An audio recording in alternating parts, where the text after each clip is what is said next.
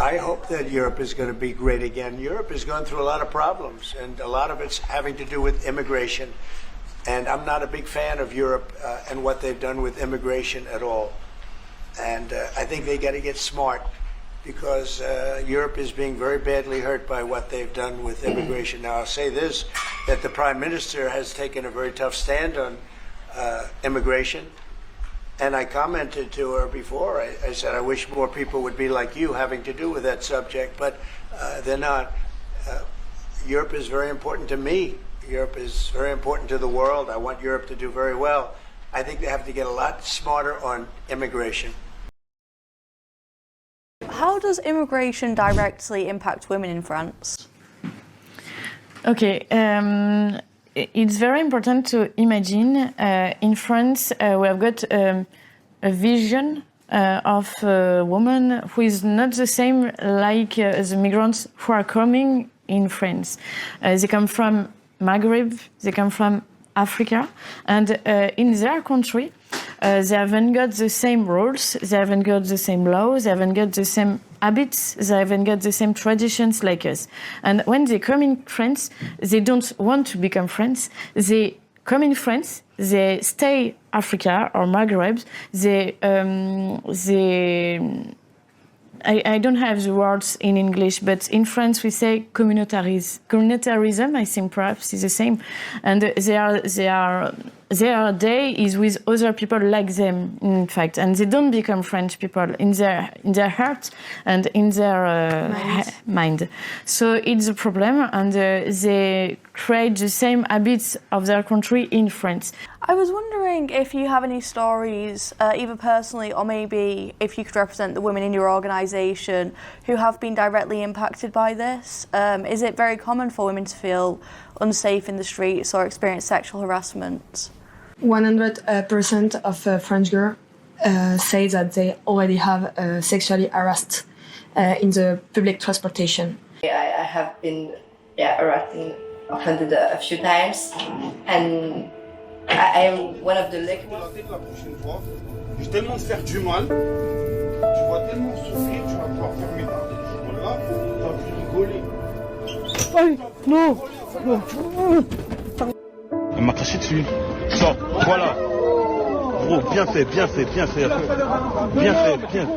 Do you have any personal stories where you felt unsafe in the streets? Oh, definitely. Actually, I have a video which is on our Instagram that was filmed last summer, where I got harassed by, I think he was from Tunisia, but it was a guy because I'm from the south of France, so I got harassed by this guy on the beach, and I was lucky enough to be able to film him, and so I went to the police with the video, and thanks to that we were able to find like 4 or 5 other victims. When you've got scenes like this on the streets of Paris, where the police themselves are running away from the migrants that they've infected that country with. C'est la folie. C'est la folie. Regardez comment ils vont casser les voitures des policiers. Le jour de l'Aïd, wesh. Non, c'est pas bon. So I'm not going to play it too long. When does it become an army, guys? Do they need guns for it to be an army? Is that when it's an army? When you've got your police running away from the invaders, when does that become an army, an invading group of people that want to destabilise and upend the country and eventually take control? Just wondering, is this all part of the plan, Macron, EU, WEF, Davos? Is it all part of the plan just to destabilise the West until we're so despondent, that we're so apathetic, that we just hand whatever control measures that you want enacting in the West?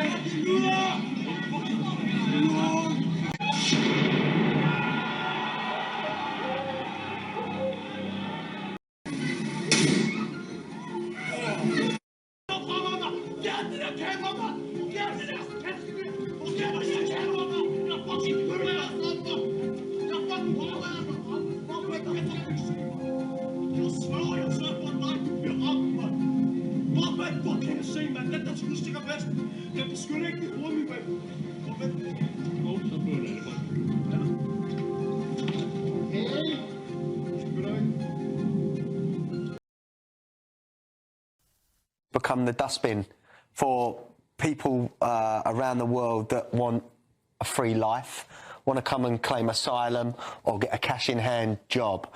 We are being gamed so badly in this country that the money will run out. Now, some figures earlier, 7.5 billion for universal credit for migrants, 3.5 billion for public spending services for migrants, 6.6 billion for asylum seeker hotels and support. How can we afford this for much longer? Yep. And I made a point earlier to you out the back that we've had so many millions come in over the last 5 years. As soon as they hit 5 years, they're all allowed to claim as well. Yep. So we've got a time bomb about to hit this country that we cannot afford. And then that's without them sending for their relatives around the world. This country is going to change so badly in the next 5 to 10 years, it will be unrecognisable. Already, many parts of Britain are increasingly unrecognisable. Here's Nottingham Town Centre.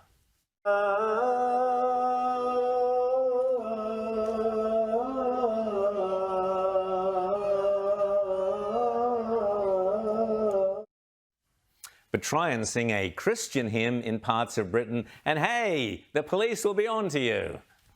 Religion you're allowed to do anywhere? No, miss, you're not allowed to sing church songs outside of church grounds, by the way. You're not allowed to sing church songs outside of church songs or church you're not allowed grounds. To, that's fine, that's You're fine. not allowed, she just said you're not allowed to sing church songs outside of church. Outside of church grounds, unless you have unless you've been authorized by the church to do this kind of song. He's not saying anything anymore.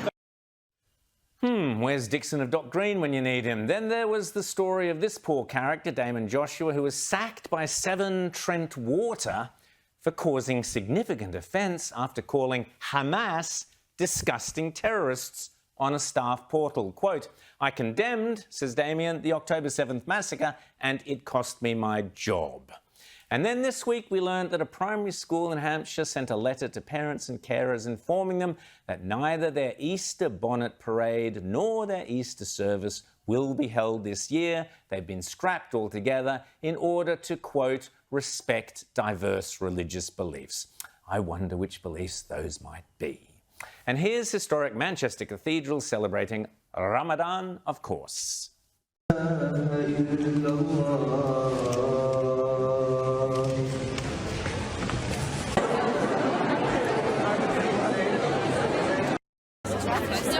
I'm not sure if you're aware, but in the UK we have an issue with grooming gangs. And the police just turn the other way when these issues come about because they don't want to be seen as politically incorrect. A tougher party, which is not politically correct, a party which dares to speak out about repatriation because it's the only solution to Sweden's problems. We gave the immigrants everything in this country. We have tested everything, and Sweden is today a country in a real mess.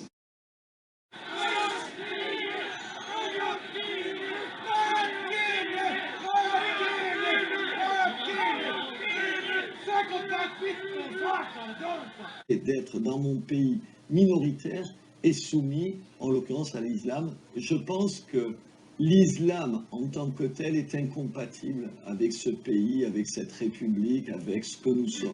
L'islam n'est pas la bienvenue en Europe. Que les musulmans français, en France, aillent vivre leur religion en terre d'islam, tout simplement. We've got Muslims living in this country. They haven't integrated. They refuse to integrate. They don't respect British values. No, we're not seeing that the majority of them want to integrate. If they did, then there wouldn't be just predominantly Muslim areas where there's just mosques on every corner and, you know, halal shops everywhere and burqas everywhere. The country is being colonised. What do you think is going to happen? What do you see the future was? You can see today rape. You can see today criminality, enormous criminality. And you can see a country where the police tells politicians, democratic parties, campaigning, where the police say, no, you cannot have a meeting here because we cannot guarantee your safety. And that's today. What will it be tomorrow? De skal ikke integreres, de skal ikke assimileres, de skal ud. Dit boek, de Koran, is de reden van heel wat onheil. Bron van alle kwaad, License to Kill en nog een paar van dat soort dingen meer. Someone who comes to us has to accept our way of life, has to accept our tradition, has to accept our language, and has to be open, being integrated in our society. I think we should stop Islamic immigration to Europe because it's causing a lot of troubles, a lot of problems. We're fighting with our movement for the defense of identity, borders. What Europe really is, something very different from the Europe we know now.